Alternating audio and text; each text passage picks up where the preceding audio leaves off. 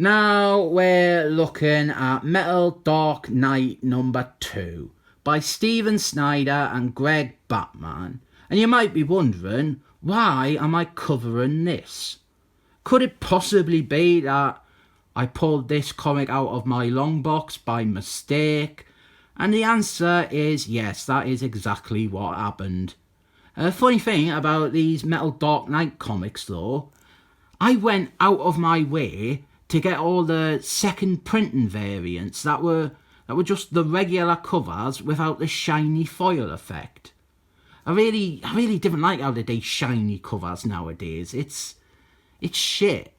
Plus the shininess, it tends to just distract away from the actual artwork on the cover. Like this, without all the sparkly silver, well, it's just a really good Greg Batman cover, and he is my second or third favourite artist of all time, probably. This is the second issue of the crossover, and what surprised me on rereading it was that we're still in the setup part of the story, where it was all mysterious and intriguing and you didn't know where it was going. And I do think that those parts of the story were probably the best parts.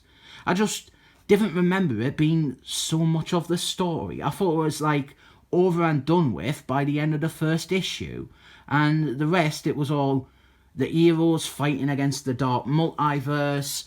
Here we got the Justice League, they're chasing after Batman to try and stop him from making the mistake of cracking open the gateway to the dark multiverse.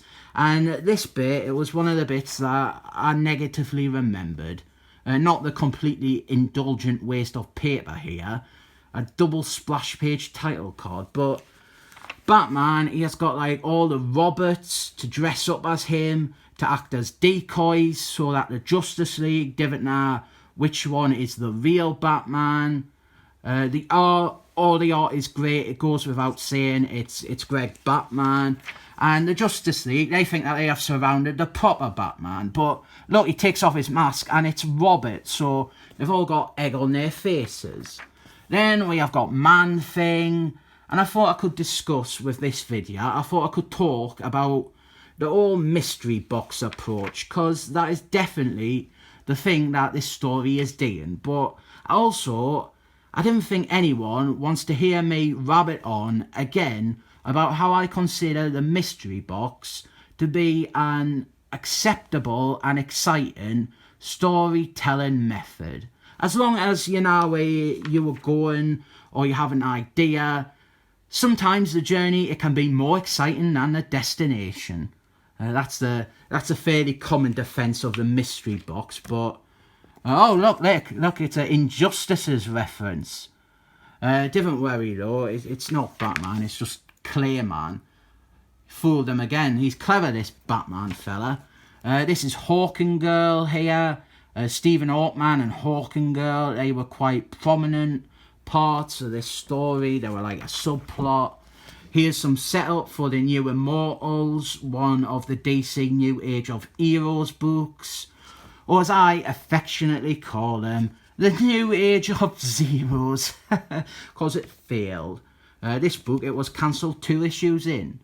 I've not really talked about the plot or what's going on here, and that's because if you go back and watch my review of the first Metal Dark Knight one-shot, it's much the same. We've got Sleepwalker here, Daniel Morpheus, classic Nigel Sandman character, and this was like the first story set in the DC universe to incorporate elements from Sleepwalker.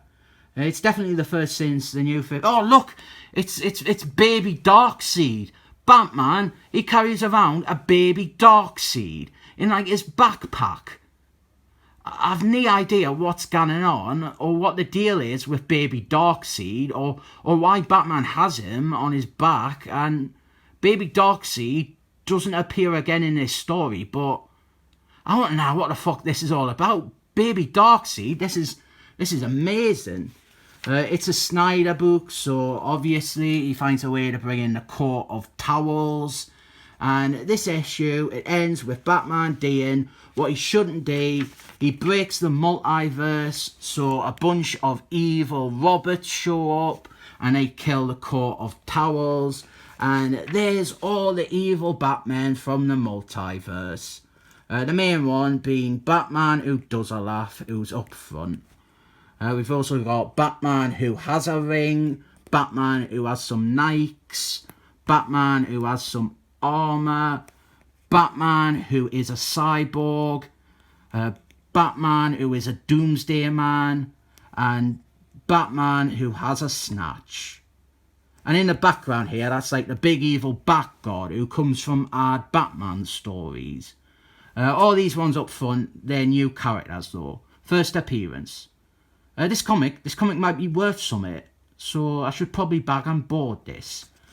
We end with them draining life energy from Superman and Wonder Woman, and Batman who does a laugh saying that it's going to be a fun crossover.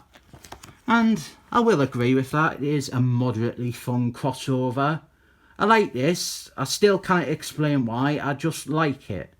I feel like I shouldn't, but maybe Steven Snyder just stumbled onto something I actually enjoy, and he got Greg Batman to draw it so that I would like it.